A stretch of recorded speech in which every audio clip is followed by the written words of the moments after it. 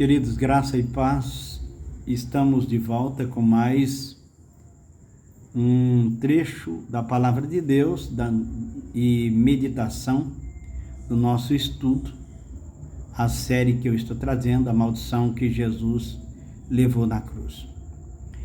E hoje, continuando sobre a descendência de Sete e a descendência de Caim, eu quero ler um trecho da Palavra de Deus, que vai, capítulo 4, do verso 17 ao 24, onde diz assim a Palavra de Deus: Coabitou Caim com sua mulher, ela concebeu e deu à luz a Enoque. Caim edificou uma cidade e lá chamou Enoque, o nome de seu filho. A Enoque nasceu Irade. Irade gerou a Metusael, Metusael a Metusael e Metusael a Lameque. Lameque tomou para si duas esposas. O nome de uma era Ada, a outra chamava-se Zilá. Ada deu à luz a Jabal. Este foi o pai dos que habitam em tendas e possuem gados. O nome de seu irmão era Jabal. Esse foi o pai de todos que tocam harpa e flauta. Zilá, por sua vez, deu à luz a Tubal-Caim, artífice de todo instrumento, cortante de bronze e de ferro. A irmã de Tubal-Caim foi Naamá. E disse Lameque a suas esposas, Ada e Zilá: Ouvi-me, vós mulheres de Lameque, escutai o que passo-vos a dizer-vos. Matei um homem porque ele me feriu, e um rapaz porque me pisou. 7 vezes se tomará vingança de Caim, de Lameque, porém, 70 vezes 7. Aqui está os descendentes de Caim. Meus amados, é interessante notarmos o seguinte nesse texto. O texto diz: saiu, retirou-se da presença do Senhor, né? No verso 16, ele diz: retirou-se Caim da presença do Senhor e habitou na terra de Nod, a oriente do Éden. Muita gente especula muito onde fica isso. Não era tão longe assim como as pessoas pensam dali de onde eles estavam. O texto diz: saiu, se retirou da presença do Senhor. É claro que o texto está se referindo à manifestação de Deus a Caim, onde ele se refere aqui. Quando Deus termina a conversa com Caim, ele se retira para a terra de Nod. O incrível é que, a partir desse momento, os descendentes de Caim são apresentados como pessoas que estão preocupadas com coisas terrenas. Quando você lê o capítulo 4, 17 a 24, que eu acabei de ler, e que a gente presta bem atenção, você vai ver que não fala nada deles preocupado com Deus, com buscar a Deus. Não diz uma única vez que eles buscaram a Deus. Construíram cidades, inventaram instrumentos musicais, criaram utensílios, faziam tendas. É o que o texto diz. A violência e a poligamia começa com a descendência de Caim. Até então não existia a história de que um homem tivesse 2 mulheres. Começa com o descendente de Caim. Isso é, começou a se espalhar esse tipo de atitude. Começa com a descendência de Caim e vai aumentando. Começou com a morte de Abel, a violência, a descendência de Caim se tornou uma descendência de pessoas violentas. E começa com a morte de Abel. Isso não quer dizer que com a descendência de Sete não houvesse coisa errada, que nunca nenhum deles errou. Não é isso que a Bíblia quer dizer. Mas que com a descendência de Caim, a violência parece ser mais acentuada, né?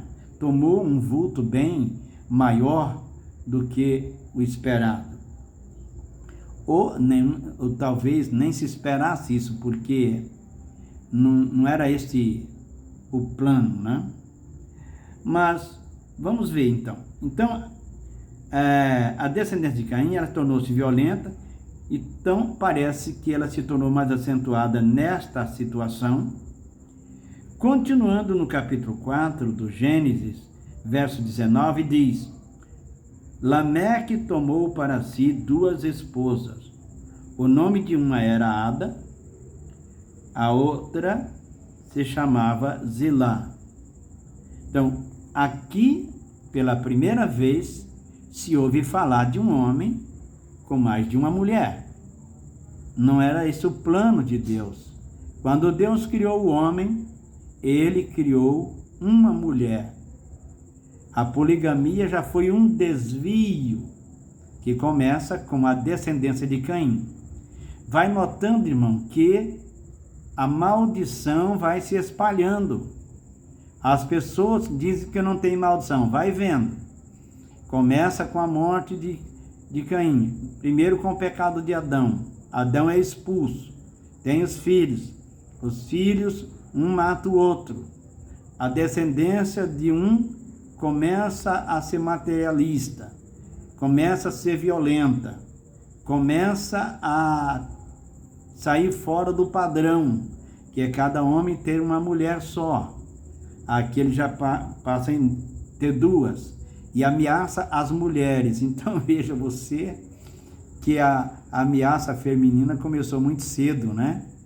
Então hoje a gente fala do feminicídio, mas olha aqui o texto dizendo que a descendência de Caim começa com eles.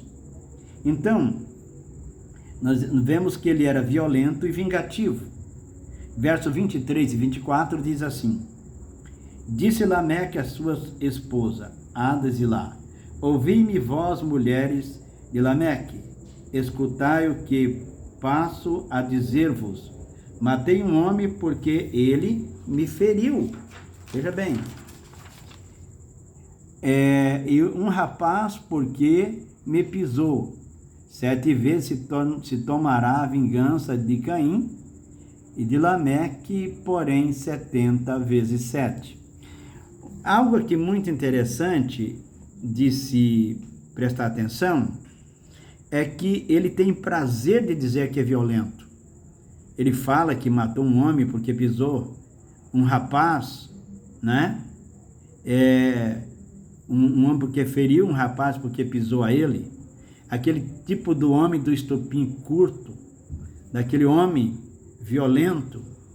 E diz aqui o texto que ele sabia sobre a proteção de Caim, que Caim seria vingado 7 vezes, e ele, não sei qual era o método que ele ia usar de vingança, mas o que fica claro é que ele diz aqui que a de Caim seria 7 vezes, mas a dele seria 70 vezes 7, né?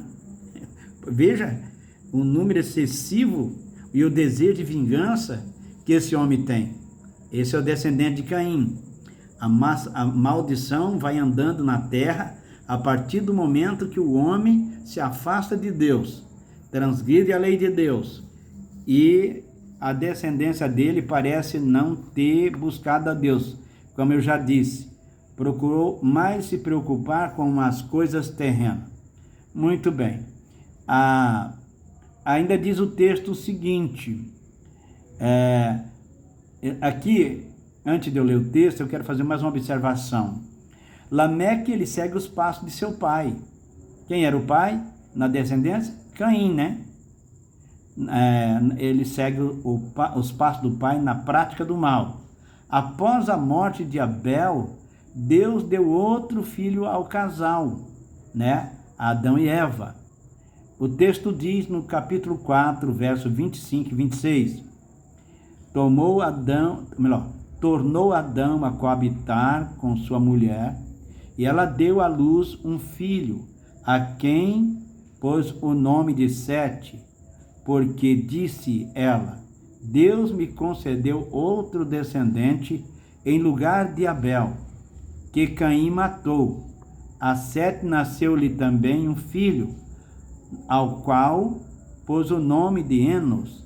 Daí se começou a invocar o nome do Senhor. Nota que parece que o desvio da presença de Deus foi tão grande que a Bíblia só vem mencionar, depois de muito tempo de Noé, depois do dilúvio, foi que Noé teve um filho com esse mesmo nome, que nós vamos falar um pouco mais adiante, certamente não será hoje. E que, como nós sabemos, só com o nascimento de Sete em diante que as coisas vão tomando um certo rumo, e na época de Enos se começa a buscar a Deus. Note que os efeitos da desobediência, ela vem acompanhando o homem. Alguns intérpretes acham que não se tinha deixado de buscar a Deus totalmente, mas que houve um esfriamento espiritual e que com o nascimento de Enos houve um avivamento espiritual onde se começou a buscar a Deus. Seja como for, tudo indica que houve um período de decadência espiritual. Nesse momento da história, os descendentes de Sete são contados na lista dos descendentes de Adão, no capítulo 5 de Gênesis. Os descendentes de Caim ficou no capítulo 4, a partir do verso 17 até o verso 22. Pois bem, os descendentes de Sete parecem ter se preocupado mais em buscar a Deus. É o que a gente percebe, pois é mencionado várias vezes que eles buscaram a Deus. No capítulo 6, o pecado está alastrado na população daqueles dias antes do dilúvio, né? Como Jesus mesmo faz menção em Mateus, né? As pessoas se afastaram tanto de Deus que ele resolveu dar cabo de toda a humanidade através do dilúvio. Deus trouxe juízo sobre todo o mundo daquele tempo, né? Deus trouxe juízo sobre o homem, destruindo tudo. Note mais uma vez que tudo está relacionado com o pecado do homem, né? Que desobedeceu a Deus. A maldição, ela vem acompanhando o homem. Lembre-se de uma coisa, queridos: maldição é uma outra palavra para disciplina, né? É importante frisar isso, que é um sinônimo, né? Após o dilúvio, Deus começa um novo plano com Noé e sua família, que é dos descendentes, um dos descendentes de Sete, né? Então nós vemos aqui que Deus resolve destruir o mundo daqueles dias com o dilúvio, preserva Noé com a sua família, que é um assunto que nós não vamos entrar nos detalhes dele aqui, porque nós não temos tempo suficiente para isso. Mas no próximo vídeo nós voltaremos a esse assunto, mencionando um pouco mais a questão do dilúvio, onde casavam, davam-se em casamento até o dia em que Noé entrou na arca e não perceberam, e veio o dilúvio e levou a todos. Assim também será nos dias da vinda do Filho do Homem. Então queremos frisar para que todo aquele que ainda não conhece Jesus como Salvador, que busque a Deus, entregue sua vida a Jesus Cristo como seu Salvador pessoal. Porque sem Jesus você não entrará no céu. Deus o abençoe e, mais uma vez, peço oração aos queridos irmãos. Você ora por mim, eu oro por você. Deus o abençoe em nome de Jesus.